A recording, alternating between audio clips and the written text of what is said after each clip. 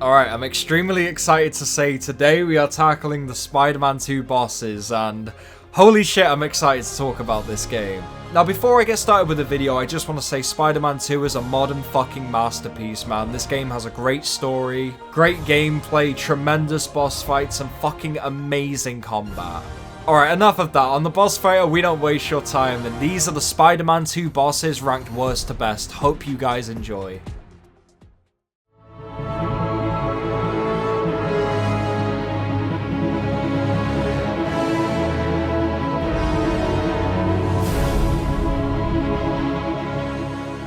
Man, Scream. Oh, okay, so now for starters, throughout the entire fucking fight, the four-phased boss fight, which, let me say something, right? No boss in any fucking superhero game or fucking game like this should have 4 phases and should be 25 minutes long. That is completely unnecessary, and it's just straight up fucking bullshit, man. Now, throughout this entire fight, MJ will essentially be bitching at you, saying, you know, you don't satisfy me, you don't pay the bills, you don't pay rent. You can't keep a job, you can't pay the mortgage. Me, because you lost a job or can't pay other bills. You're right, I've been selfish. I was so wrapped up in my own life, I never thought about yours. But besides the cringe dialogue and the kind of drawn out length, I do have to say seeing Scream is a really fun surprise, and she actually is a fun enemy to fight, it's just everything else brings it down, unfortunately.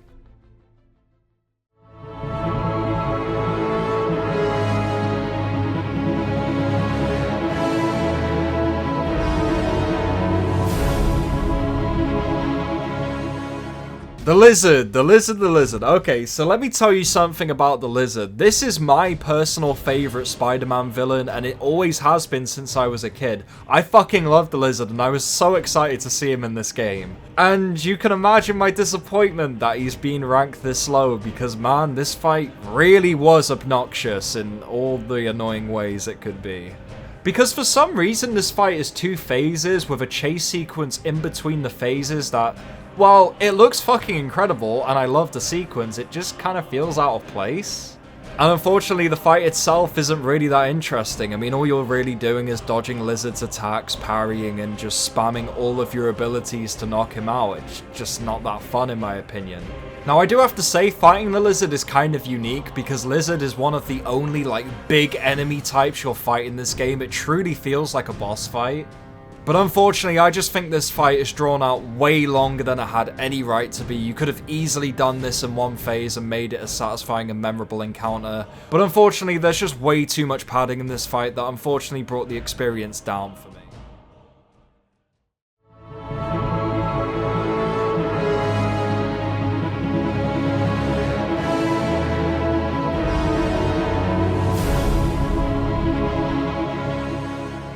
Okay, so this is where I'm probably gonna lose people a little bit because, man, I really don't like Venom. And I have a number of reasons why to back up my points. First of all, this fight is 30 fucking minutes long, and no boss should be this long. Even a final boss shouldn't be this long.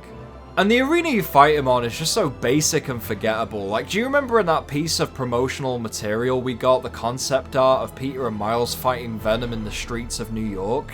That was the shit I was excited for, and loads of people wanted to see something like that. But no, we're fighting him on a fucking football field, dude. Like, the fuck? And if it wasn't bad enough, we have to fucking fight symbiotes alongside Venom, which, if you know the symbiotes in this game, they're insane damage spawns, and the damage they deal is fucking insane. And once you get through all that bullshit, Venom will sprout fucking wings, which I know are in the comics, but man, I just don't like it. It looks weird, it looks jank, I don't like it at all. And for the final phase of the fight, guess who fights Venom? No, it's not Peter, it's Miles Morales for some fucking reason. Like, why? Bro, they had 1 interaction in the game. Harry and Miles had 1 interaction, and yet he's fighting Venom in the final fight. Like, okay, dude, what the fuck? But to leave this fight on a positive note, I do want to say that Venom's design is fucking badass, and Tony Todd gives a performance of the career with this character. I fucking love those 2 elements, but everything else is kind of shitty.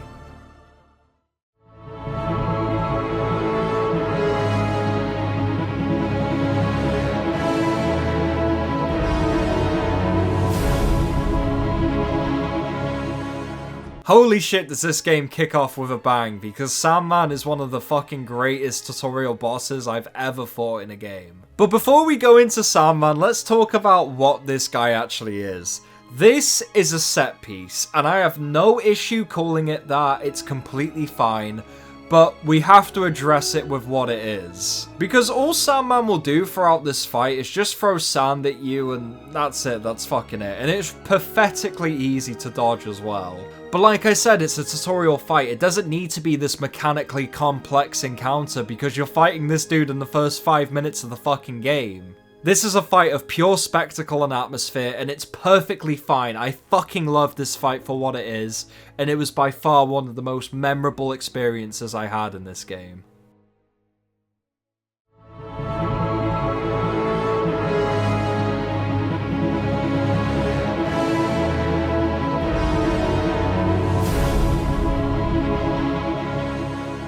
Okay, so I actually had a really fun experience with Wraith here, and I'm going to explain why. Because Wraith taught me how to parry in this game. Because throughout this entire game, I never really used the parry mechanic and always used it as a last resort, which this fight actually taught me that's probably not the right way to be playing this game.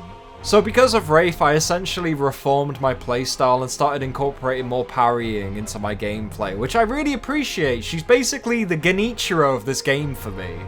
Now let's just get this out of the way now. Fighting Wraith is a little silly. I mean, Wraith doesn't even have fucking superpowers. She's literally a chick with a sickle scythe. It doesn't make any sense at all, but it is a really fun fight, so I'll give it a pass. Unfortunately, the only thing that drags this fight down for me is, yet again, it's another 3-phase fight. For no reason. This could have been 1 phase and I would have been perfectly satisfied with it. A fun way I like describing it is like the first Spider-Man game kind of felt like having a slice of cake, and you eat that cake, you're satisfied, yeah, it was a nice cake, can't wait for the next cake, right? The bosses in Spider-Man 2 are like taking a giant fucking birthday cake and shoving the entire thing down your throat. And in the moment, you're like, oh man, I got all this extra cake and it's fucking awesome.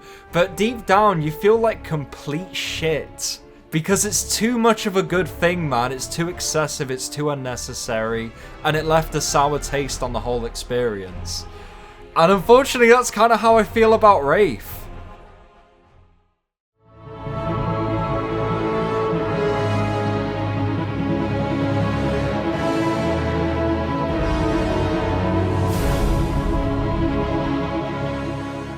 This encounter is fucking badass. Because the fight literally starts with you walking down to the entrance of the arena and you have Kraven's men hyping you up for the big battle that's about to ensue. And thankfully you fight a villain that I wanted to see brought back in this game, and I'm so happy he had his time to shine. Because the Mr. Negative boss fight is one of the best examples of how Spider-Man 2 uses its combat system, and I fucking love it. But before I talk about the boss mechanics, I just have to get the story out the way, because the story of Miles Morales confronting his father's killer was so gripping and so emotionally attaching for me. I honestly was kind of scared throughout this entire fight, thinking Miles is just gonna fucking snap and kill this guy, which thankfully didn't happen. But still, dude, nonetheless, I still was really afraid of what was gonna happen to this guy. Now, talking about this guy's boss mechanics, he's basically a fucking Dark Souls boss, because this guy has so many different attacks that you have to memorize and learn. And if you don't, you're just gonna get fucking destroyed by this guy. And I played this game on the hardest difficulty, so this guy gave me a really hard time. If I could give any negatives to this boss, I would say that it's maybe 1 phase too long, that this is a theme that reoccurs with a lot of the bosses in the game. But a lot of the bosses tend to drag on just a bit too long and tend to overstay their welcome, which normally wouldn't be a bad thing, but for a game like this and how repetitive some of these fights are, it does unfortunately bring the experience down.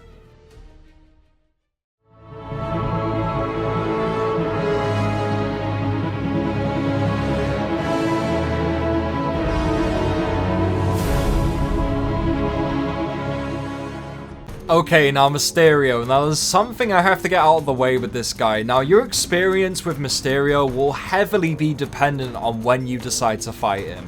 If you fight him at the end of the game, I've heard it's a fucking joke. I've heard you can basically insta-kill this guy. But if you fight this guy around the halfway point of the game, it's a much more memorable and challenging encounter. Because holy shit, dude, I was fighting for my entire fucking life in this boss. Like, honestly, in the last phase, there were like 10 different times where he nearly killed me, but I just barely pulled through. And that's because Mysterio is a very mechanically engaging boss fight. He has a lot of different phases that mix things up in a really interesting way. Like, for example, in the final phase, Mysterio will literally pull a fucking Doctor Strange and duplicate himself, and you have to narrow down which is the correct Mysterio. That part really gave me a hard time, dude. Holy shit. But I think one of my favorite parts about this fight is that it's just such a spectacle to behold, man. Like, being in the fucking fishbowl at the beginning of the fight, or swinging across an upside down New York in that Spider-Man No Way Home ass scene. And fighting him for all the various phases was just such a fun time, man, and by far a highlight of this game. I really had fun with these sections, dude.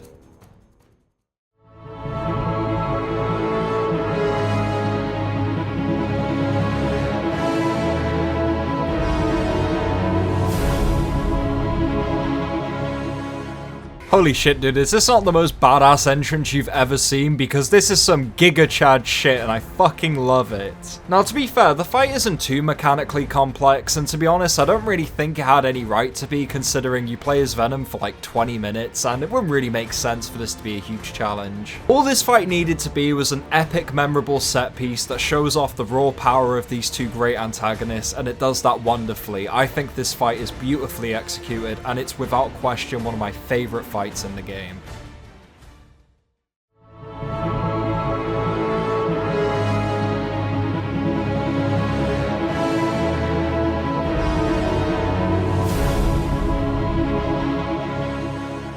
Okay, so before I go off on this boss, I have to say that I have always wanted to see a boss fight like this done in a video game, and I am so fucking happy Insomniac had the same idea, because holy shit, this was one of the most beautifully executed fights I've ever seen in a video game. Now, what I love about this boss is it's both satisfying on a cinematic and gameplay level, meaning the spectacle of the fight is fucking incredible and it's gripping from start to finish.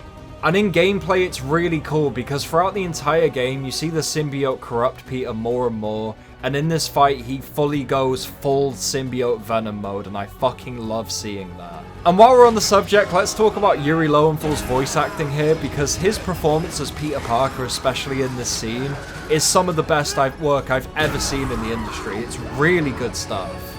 Now, the way you take Peter out is really cool because you essentially take him out in the same way Kraven attempted to. And what this will do is this will make Peter freak out, which will give you windows of opportunity to really fuck him up while he's having his like symbiote meltdown. This is without question one of the best boss fights in the game, but it unfortunately doesn't top number 1 because number 1 really is some of the best shit I've ever seen in a game. I love this.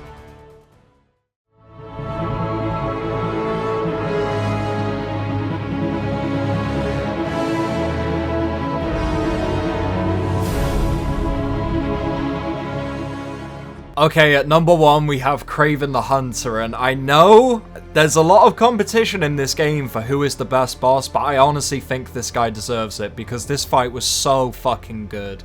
I think the only thing that might piss me off in this fight is in the final phase, Kraven has these dogs that will just be so fucking obnoxious and annoying. Like, you'll be fighting Kraven, and every 5 seconds you'll have to deal with the dogs, and it just feels so out of place. It feels like some Dark Souls 2 shit where they just add more enemies for the sake of making things more difficult instead of actually contributing towards the fight in any good way. But besides that, I just think this fight is fucking incredible. I think the atmosphere is amazing, the dialogue, the writing, the story, the spectacle, everything is just so fucking fantastically executed. And it really is the best boss fight in this series, in my opinion. Sorry the Tinkerer, but Kraven's better. Okay guys, that's all the time we have for today, so if you enjoyed the video, please do the things the algorithm likes. Like, subscribe, comment, do all that fun shit. And if you really enjoyed the video, why not watch my 2 previous Insomniac rankings, because I think you'll really enjoy them. Now anyway guys, hope you have a nice day, stay humble, keep conquering, and I'll see you in the next video. Have a nice day guys.